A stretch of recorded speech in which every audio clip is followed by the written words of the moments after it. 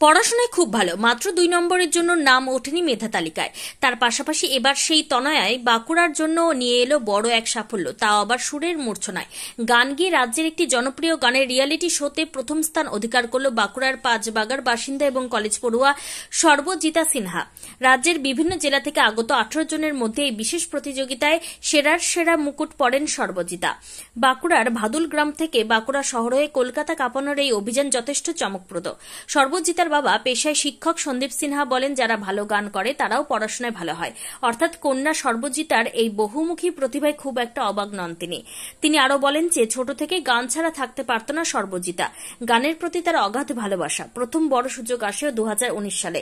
দুর্গাপুরে এটি জনপ্রিয় রিয়ালিটি শো এর অডিশনে দুর্দান্ত পারফরমেন্স করে তাক লাগায় সর্বজিতা। চলতি বছরে এবার বাংলা জয় করে বাঁকুড়ার নাম উজ্জ্বল করল সে। তবে দুর্দান্ত গান করার পাশাপাশি দুর্দান্ত পড়াশোনা করা খুব একটা সহজ কাজ নয়, সেটা বলাই বাহুল্য। তবে কিভাবে সম্ভব হচ্ছে এই ব্যালেন্স? সর্বজিতাকে প্রশ্ন করা হলে সর্বজিতা উত্তর দেন যে সকালবেলা ঘুম থেকে উঠেই তিনি একটি রুটিন তৈরি করে নেন। সেই রুটিন মোতাবেক গানের চর্চা এবং পড়াশোনা করে অধ্যবসায়। ভবিষ্যতে গান এবং পড়াশোনাকে সেই রুটিন মোতাবেক গানের চর্চা এবং পড়াশোনা করে থাকেন তিনি। এভাবেই বছরের পর বছর চলছে অধ্যবসায়। ভবিষ্যতে গান এবং পড়াশোনাকে সমানতালে এগিয়ে নিয়ে যেতে চায় বাঁকুড়ার তনয়া। অভিযানটা কিভাবে শুরু হয়েছিল? শুরু হয়েছিল আমি যখন ক্লাস 3-তে পড়ি, তখন থেকে আমি গান শিখছি। তখন আমি যে গ্রামে থাকতাম সেখান থেকে আমার গান শেখা শুরু। তারপরে আমি বাঁকুড়া টাউনে আসি, সেখানে আমার ক্লাসিক্যাল আধুনিক গান আমি শিখছি এবং সাম্প্রতিককালে কলকাতাতেও আমি ক্লাসিক্যালের চর্চা আছে আমার। ক্লাসিক্যাল আমি তালিম নিচ্ছি। কার কাছে? শ্রী জয়ন্ত সরকারের কাছে, ললিত কলা। আচ্ছা, আপনি কোন গ্রাম থেকে এসেছিলেন বাঁকুড়ায়? আমি ভাদুল নামক গ্রাম থেকে। আচ্ছা, তো জীবনের প্রথম গানের ক্ষেত্রে সবথেকে বড় অ্যাচিভমেন্ট বা সবথেকে বড় দরজা কখন খুলেছিল? হ্যাঁ, এটা হচ্ছে যখন 2019-এ আমি আমার মামার বাড়ি যাই দুর্গাপুরে। তো সেখানে আমি গিয়ে জানতে পারি যে আগামীকাল একটি অডিশন রয়েছে এবং খুব জনপ্রিয় একটি রিয়েলিটি শোতে অডিশন রয়েছে। তারপর আমার যেহেতু আমি যেখানে যাই সেখানে আমার গানের ডায়েরি ইত্যাদি সব নিয়ে যাই, তো আমি রাতটুকু একটু দেখার সুযোগ পেয়েছিলাম। তারপরে আমি সেই রিয়েলিটি শোতে অডিশন দিই। পরপর অনেকগুলি অডিশন হয় এবং তারপর আমি সিলেক্টেড হই। তো সেখান থেকেই বলতে পারো আমার পথ চলাটা স্টার্ট। আর এখন সাম্প্রতিক একটি জনপ্রিয় রিয়েলিটি শোতে আমি সেরা হয়েছি, নির্বাচিত হয়েছি। আর পড়াশোনা এখন কি নিয়ে চলছে?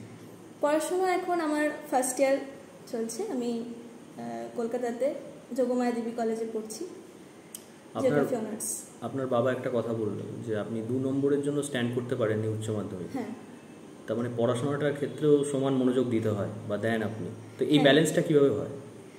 হয়ে যায় দিনে ঘুম থেকে ওঠার পরে একটা রুটিন বানিয়ে নিই আর কি, যে কখন পড়বো, কখন কোন সাবজেক্টটা পড়বো, কখন গান চর্চা করব, কখন কি করব, সেটা একটা রুটিন মাফিক আমি সাজিয়ে নিই পরপর। তো সেইভাবেই হয়ে আসছে আর কি। ভবিষ্যৎ পরিকল্পনা কি রয়েছে? ভবিষ্যতে অবশ্যই গানটা তো থাকবেই, তার সঙ্গে সঙ্গে পড়াশোনাটাকে নিয়েও। কি ধরনের গান আপনি গাইতে পছন্দ করেন?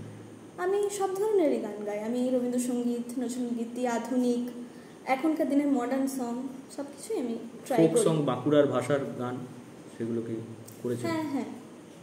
আপনার নাম পরিচয়? নমস্কার, আমি সর্বজিতা সিনহা। বাঁকুড়া জেলায় পাঁচবাগা নামক নগরে আমি থাকি। আপনার শহর ধূপগুড়িতে এখন সিনিয়র শিশুরোগ বিশেষজ্ঞ ও allergy asthma specialist doctor Debashis Roy রোগী দেখেন doctor Debashis Roy's child care and allergy asthma সেন্টারে। এখানে শিশু ও নবজাতকের সুচিকিৎসা ও ভ্যাকসিনেশন করা হয়। এছাড়া বড়দের ও ছোটদের অ্যালার্জি ও শ্বাসকষ্টের পরীক্ষা ও চিকিৎসা করানো হয়। এখানে স্পাইরোমেট্রি এবং আধুনিক পালমোনারি ফাংশন পরীক্ষা ও অসিলমেট্রি এবং ইমিউনোথেরাপি উপলব্ধ। এখন ডক্টর দেবাশিস রায় প্রত্যেক দিন রোগী দেখেন ধূপগুড়ি গার্লস স্কুলের বিপরীত গলি মধ্যপাড়া চেম্বারে। রোগী দেখার সময় জানার জন্য যোগাযোগ করুন 9332050468 অথবা 9732822677 এই নম্বরে। মনে রাখবেন, এখন আপনার শহর ধূপগুড়িতে সিনিয়র শিশুরোগ বিশেষজ্ঞ ও allergy asthma specialist doctor Debashis রায়।